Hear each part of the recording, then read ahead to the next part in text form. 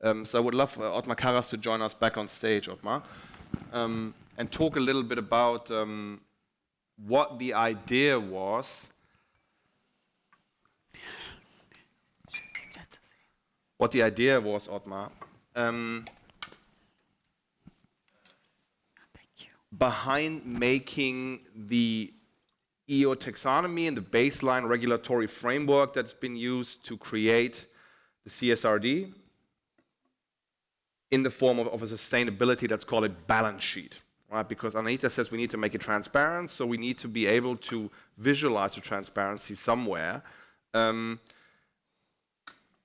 Maybe for those who haven't heard it yet, what was the idea, again, behind creating this sustainability balance sheet? Firstly, to the discussion before, I am fully agree with you. You are I think you are the best visit card of European regulation. And what I will say is, and you mentioned it, bureaucracy is sometimes also, over-bureaucracy is sometimes also the answer to a lack of trust. And we need bureaucracy, we need regulation. Look to the European Union. At the moment, we are 27 member states. And the regulation is, firstly, a regulation of the 27 member states. And the 27 member states has different regulations. What we want is one regulation for all member states. So if you have one regulation for all member states, you have less 27 national regulations. And one regulation for all member states on the European level is strengthening the single market. Strengthening the single market is strengthening our four freedoms and it strengthens our competitiveness in the world. And that is the idea of the European Union, to strengthen the European market.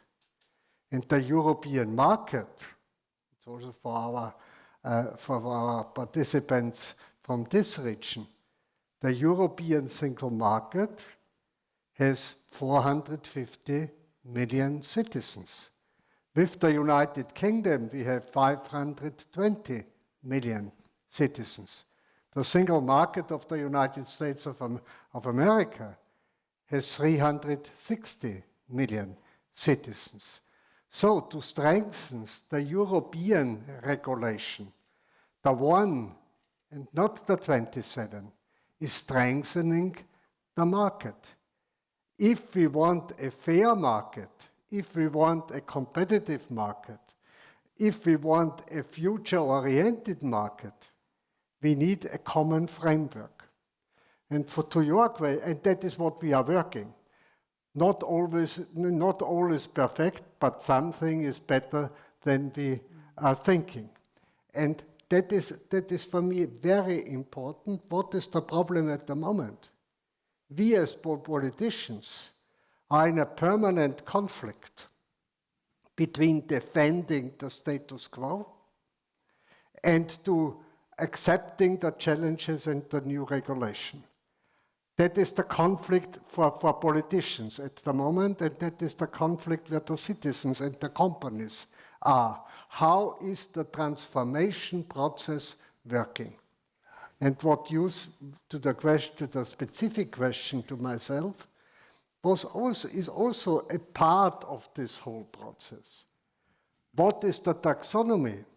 The taxonomy is to give benefits for companies who are going in the right direction and the benefit must be a transparent process, is to help the companies in this transformation process to go in the right direction and to support their investments. And that is my last sentence to the word investment. What we need is private capital. What we need is more investment in the right direction. What we need is private investment and not only public investment. We need a new combination between public and private. If we have both, we can go faster in the right direction. And in your country and in the European Union, one key element is renewable energy. We have a SWIFT between our fossil energy, and we have a permanent thinking. We must we have to use the new technologies to have a stronger autonomy and to be better competitive. That is the reason, that is the back for the European regulation. So if I take this away, you guys are basically saying, motivation is nothing without method. You need to listen. Everyone's trying to do right, but sometimes they just lack the framework. We need to create transparency. We need to create the incentive, and we need to create a confidence. Can we say confidence that the Europeans as a market have the ability to shape that future? This is an investment conference, right? We have 100 investors here. Some are European, some are expatriates, some live here in the UAE, some are from America, some are from Asia. What do you tell these guys where to put their money in the sustainability market? And I know it's, I don't want to put you guys on the spot fully, but I feel like, we talk a lot about impact investing, sustainable finance, private capital. What are these people going to do when they're going to walk out of here, when they hear, we have a regulated market, we have opportunities, but now you need to participate with your private capital, Othmar. Where do you think these people should go to? Where should they look to? Where should they get inspiration to learn how they can participate in the sustainability agenda from a financial perspective? Yeah. For me, the first point is, you mentioned the word. I think you spoke about regulatory issues and market and sustainability. My understanding of the market, and I mentioned it, the market is a fair market, is a market where we all take our own responsibility. Regulation cannot kill our own responsibility. Regulation must give us the framework to take our responsibility. We have a free market, but we have a common framework. We don't have a 100% regulated market.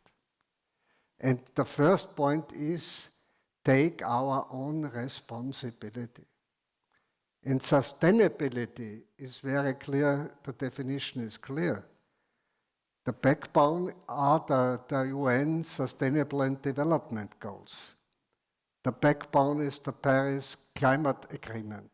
The backbone is to get the way to become climate neutral in Europe, climate neutral in China to 2060, climate neutral in the US before Trump, but in some states of the United States, this goal is the same as in the Biden administration. The public debate is different to the reality in some villages and regions also at the United States. Firstly, we have to use the digital challenges and the AI. That is a big instrument to develop green technology. And we need green technology, we need renewable energy, we have to look for that, and we need it, and so we have to invest in it. That is the competitiveness of the members of the countries in the future. My wish to you is invest in education, invest in young people, invest in climate neutrality, invest in renewable energy, That is what we have to do, and for that we need private capital and we need front runners.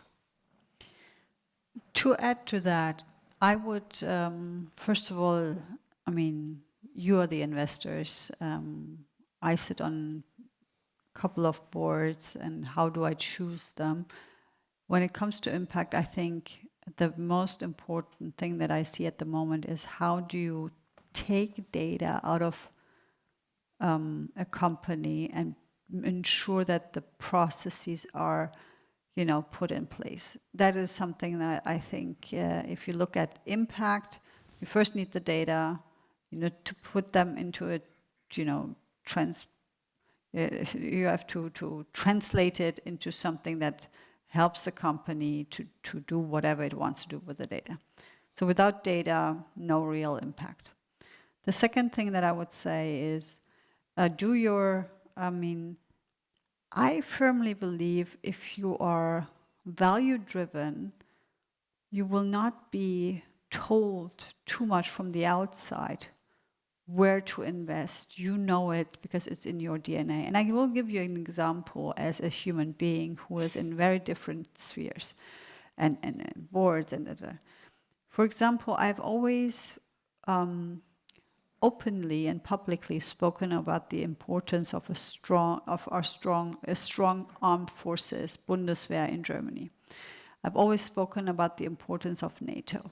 And people told me this is crazy, someone who fights so passionately for human rights cannot also fight for stronger NATO and armed forces. This is what we are seeing nowadays.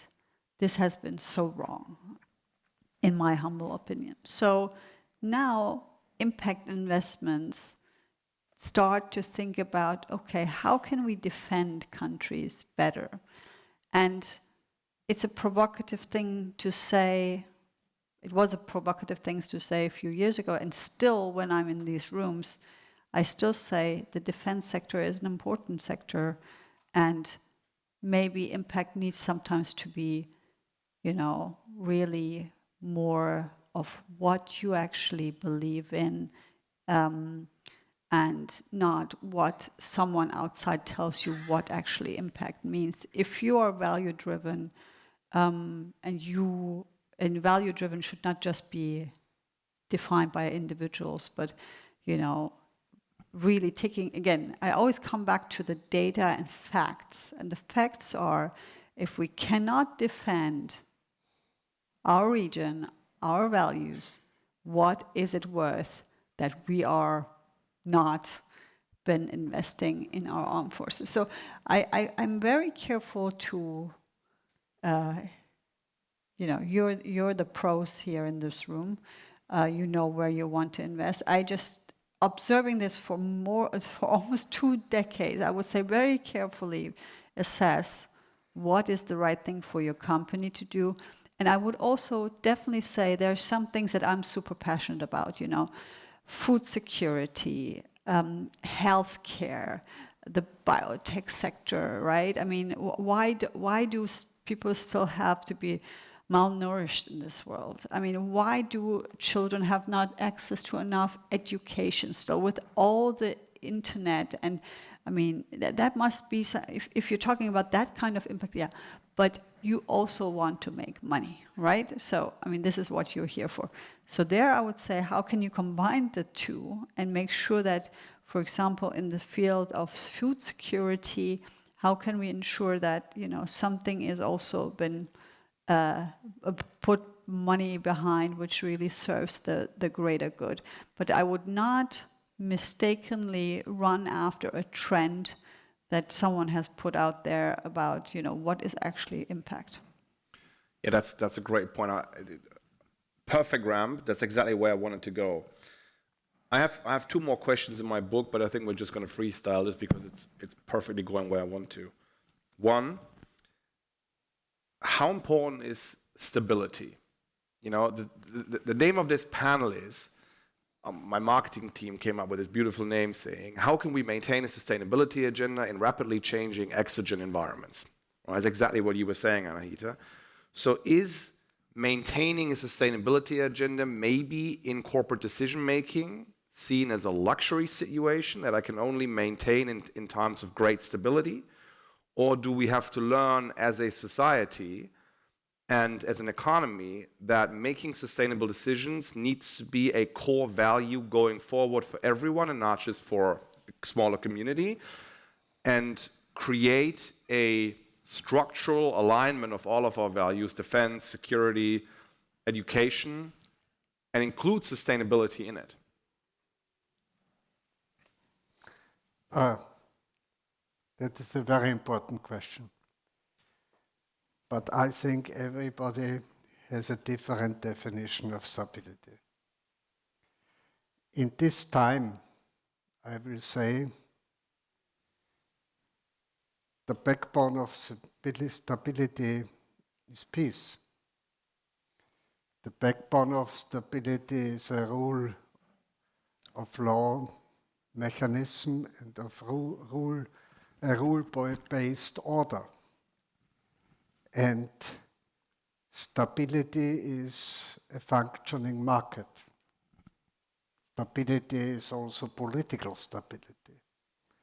Without peace, without a vision, without social coherence, without a functioning market, you cannot create stability. So stability is key. And on the other hand, we have a lot of challenging. We are living in a challenging time. So we are permanently moving. For some people, it is not stability, but it's a chance. The question is always how we are working. But stability, political stability, economic stability, growth, and social coherence is key for the future. And so I will think we have all, and what you said, defense policy is more than military policy. Defense policy is also a policy where you say, if you are not ready to defend yourself, you cannot be sovereign. And sovereignty, autonomy are also very important. And that is the danger in our time and in different regions at the moment. We have no balance between both. But for investments, you need a vision and you need stability. And you need a room where your investment can create benefits. That is, for me, important. And investments, for me, is an investment, not a factor of costs. We are talking always about costs. Investment is to have in the future less costs. And that is our thinking. Sustainability is for the future. And sustainability is thinking for the future. It's not the result of tomorrow. It's the result of the day after. And it's a thinking in generations and is not a thinking in election dates. That is the difference at this case, and that is the reason why we need private investors for the right things. So if I follow that route, then sustainability and sustainable manifestation within budgeting, within value setting, is equally as paramount as education. Because education is also for the future. Yes. So I think that's a very good takeaway for everyone, that, you know, even though everyone talks about, sometimes I feel people talk about sustainability as something like a party gimmick that we're going to do when we have some time and some money left, you know? And I feel that obviously we have professional investment communities and we're building the impact forums, but even though we are in the bubble, we still have a lot of communication with corporate executives that then come up with, well, you know, my sustainability agenda collides with my commercial interest. What do we say to these people, Anahita? I think, first of all, the importance is to understand the business and the sector and the context before we say anything to them. Because I feel sometimes there is some arrogance in the room also from the sustainability experts trying to explain to senior executives how they should be running their business. I totally disagree with that. At the same time, some executives telling sustainability experts how wrong they are in their assessments. So I think, again, being generous with each other is also something that will make you more successful in terms of what you want to achieve. So first of all, I would say the senior executive wants the best for its companies, its employees, and its shareholders.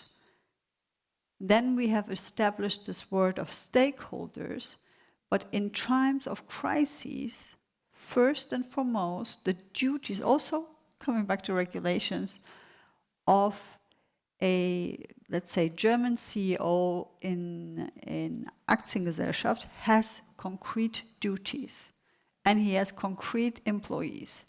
And if he has to let go 10,000 people, because let's say he has 100,000 people, that's also sustainability. And let's not be too arrogant about his sustainability agenda that he's not pursuing well.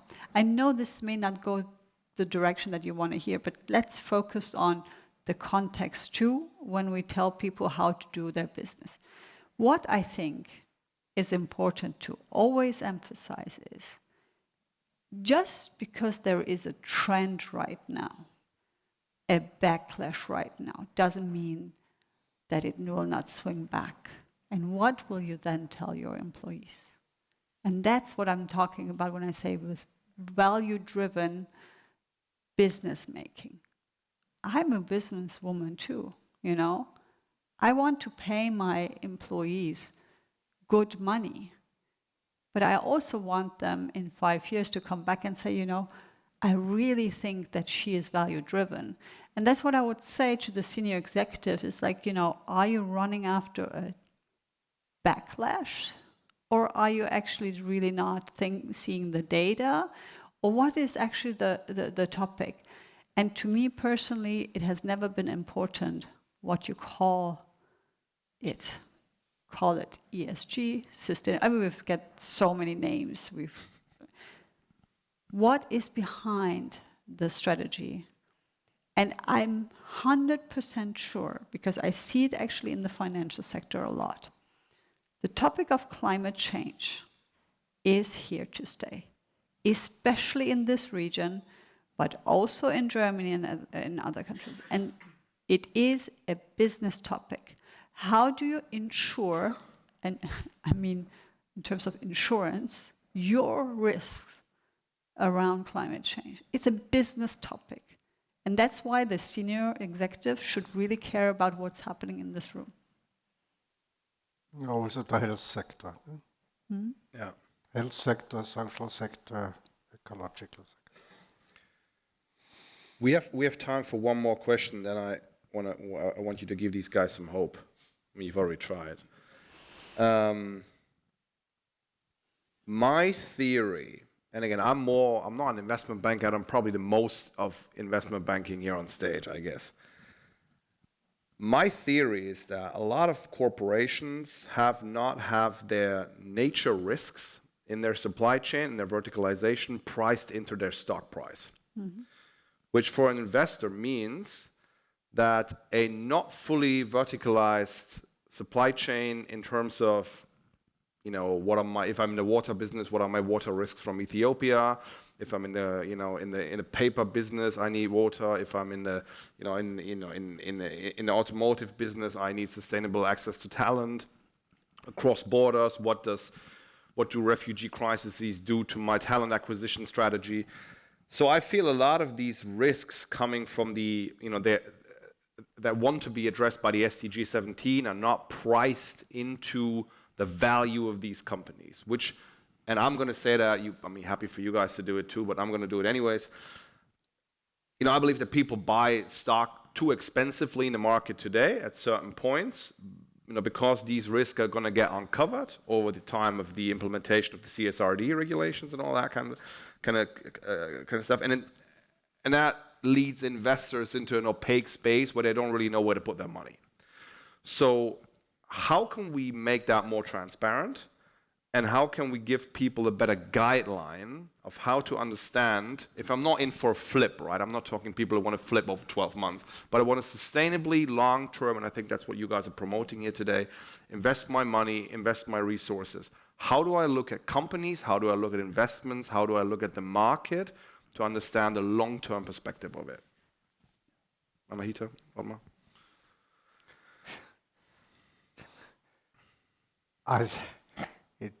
The answer is not easy, but it's a question of changing our mindset.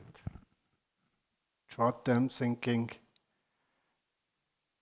versus long-term thinking. And sustainability is connected with responsibility. And I think all these challenges we are discussing now are globally, and they are at the same time. So all these challenges have no single answer, and have not a local answer. We have to think, and all the challenges, I think, in Europe came from outside. The regulation came from inside, but the challenges are coming from outside, globally.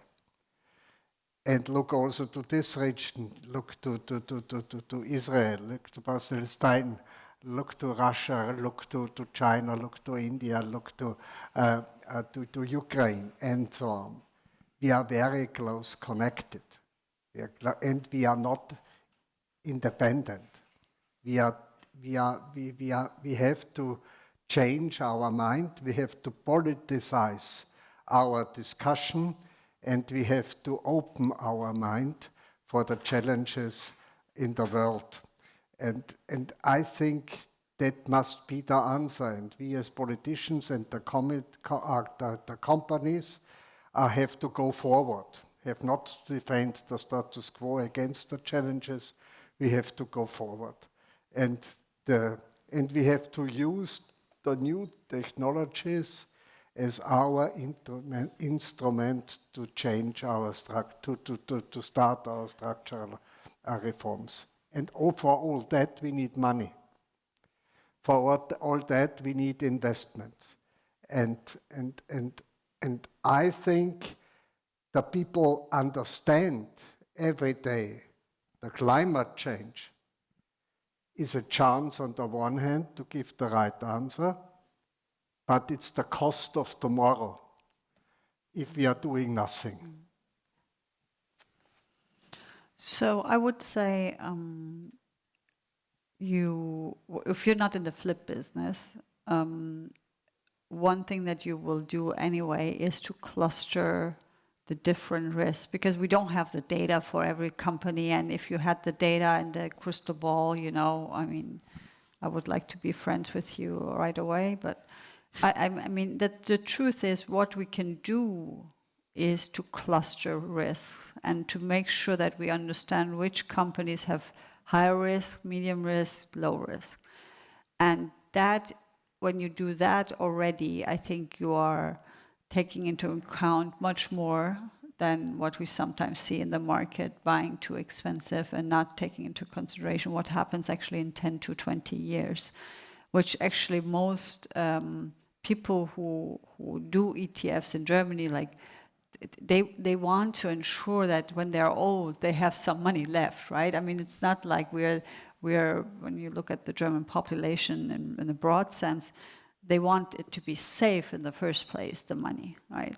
I would say cluster it as much as you can, look at future opportunities and look at their supply chains, look at their risk profile, cluster it as much as you can. And I think at the moment, given that the companies themselves don't have deep knowledge into their own data, that's from an outside perspective what you can actually do at the moment already.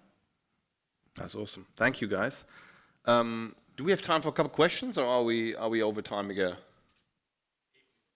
Well, we can open it to the podium for like to the forum for like 1 or 2 questions if anyone has any. Or observations. Yeah, perspective. Protest. I don't know if you can hear me. Oh, great. I'm Heba Larsen. I'm the investment partner at Naya Trust. And I love the last question. I think it's so important to discuss the inherent risk in financial systems. And I was wondering if you look at MiFID, because I feel that we're at this tipping point, which we were before the financial crisis. And it's almost like a Minsky moment if you look at the underlying risks of nature. What are the conversations held at a regulatory level in terms of incorporating nature onto the balance sheet? So looking beyond TNFD and the other frameworks from a sort of regulatory point of view, what are you seeing in Europe at the moment? Firstly, I think the financial sector in Europe is much more stable now than 2007. But we are not finished with the regulation. Why? We have since seit der Maastricht Treaty, we have a common currency. And the common currency needs a common economic policy, need a common European budget, and need also instruments to defend the currency in times of crisis. And that is what we saw in the financial crisis very clear. The answer, we have a common currency, but the answer was a bilateral agreement and a global agreement, CRD2, CRD3, 4, and others. And the definition of the balance sheets are different from continents to continents.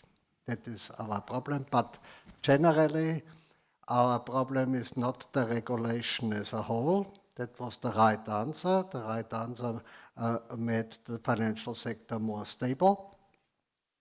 Now we have to look to the different currencies on the market. Europe will give an answer, a European answer, like digital euro and others, strengthens the control system, but we have to reduce bureaucracy. We have to reduce reporting. We have also to look for the different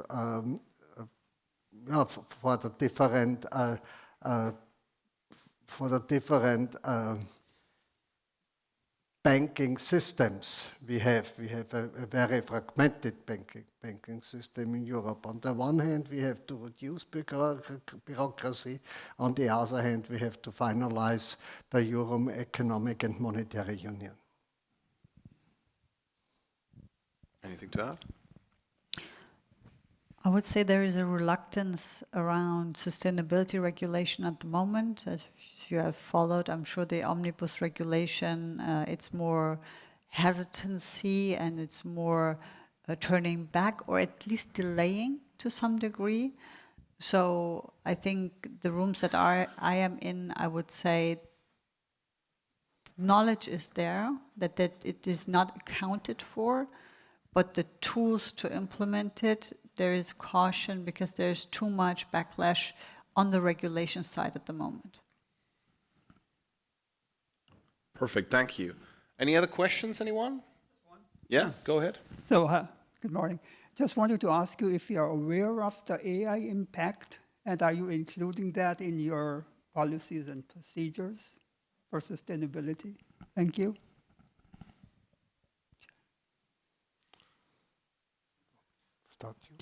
Yeah,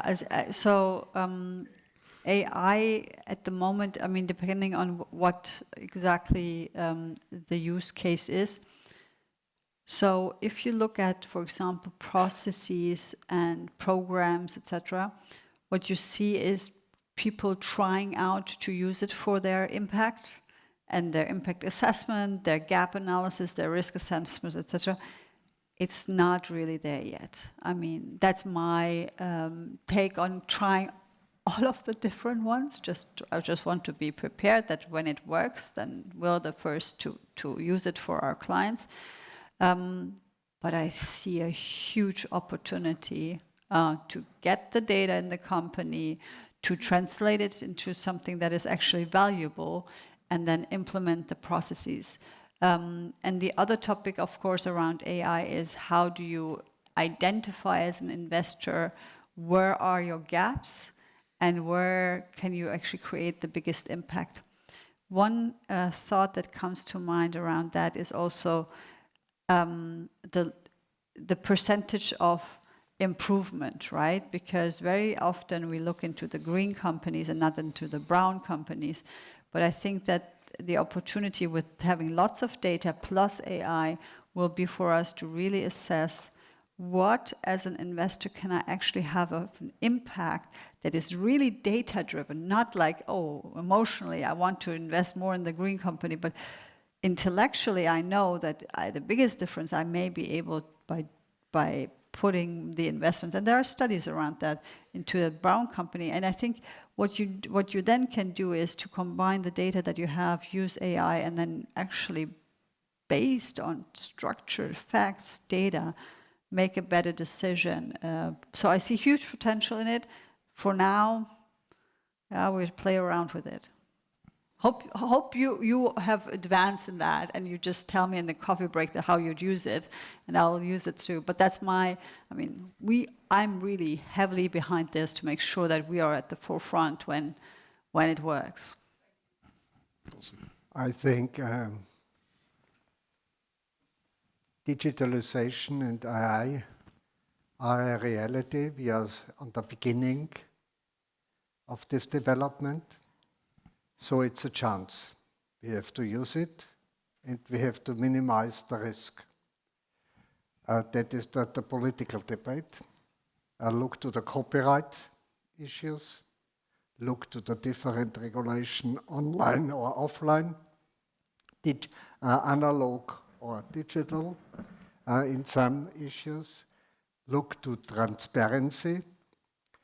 So I think we have to be positive. They will change our life. We will use it, but we need a minimum of regulation, and we have to educate the people, especially the young people, to use it on the right way.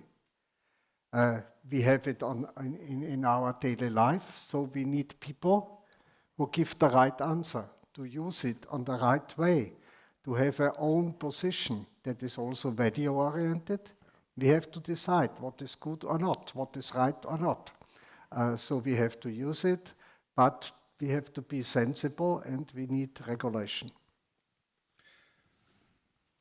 That answers? Perfect. To wrap this up, I really like this format. I think we should do this again. I like that's a bit more informal. I felt Frankfurt was very formal. To end this, this was always a good note, but a very good note. You say there's this, in the book and also in your talk, you say, we talked about earlier, trust and regulation. And you say, Othmar, we need the right conviction, we need to believe in the right, we need to have hope. Let's give people some hope. What do you want them to walk away with from today to implement in their everyday decision making in terms of it's going in the right direction, or it's going in the right direction and? Now, I will start from the other side. Our main risk is the polarization in our society, the black and white, good or bad thinking, the nationalism, the extremism. All these are using the challenges and the crisis to destabilize our societies. But This risk has no majority in our member states. We have to cooperate, we have to unite the people who will, and the companies and the politicians who will go forward and to overcome the polarization and to create more trust and more cooperation and more hope. And my hope is, I must say it, with all difficulties, that is the chance for Europe. To strengthen the European Union, to strengthen the single market on the basis of our values is a chance to make the world better and to be more competitive also in the future. We have all instruments in our own hand. We have the capital, but we have to use it. And we have also the people who can achieve our common goals. And we have a different situation to the other continents. Look to the US, look to China, look to Russia, and so on. But we have to look for our own sovereignty, and we understand that we have to go this direction quicker and faster than in the past. Our own problem is political will and the lack of unity.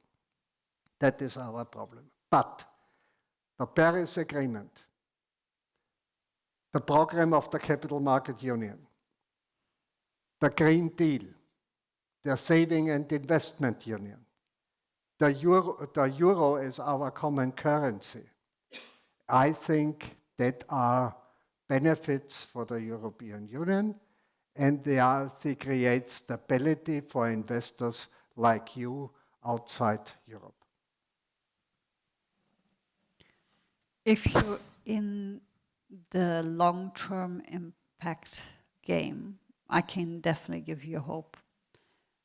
Why? Because the data is in our favor, and the data will be felt. It will be felt, unfortunately, in terms of crises. It will, unfortunately, be felt in terms of climate change. You don't want to be right, but you will be right. So in between, you can really make a difference. You can make a difference with your investment decisions. You can make a difference in your day-to-day talks. You can make a difference in various different regions. So I think it's a combination. I will say you are multipliers in terms of the messaging. You are the persons who can execute things. So I just don't want to just give you hope, but just to say, you have the responsibility, and whether you have big hopes or little hopes, I think just be sure that everything that you do today, the next few months and years, it will make, in maybe small, but maybe also bigger ways, a real difference for society. And that's what a unique thing to have, to say, I make a business decision, and that may have a really positive effect on people's lives. I think that's a perfect place to leave it. Thank you very much. Thank you, guys. Thanks for the questions.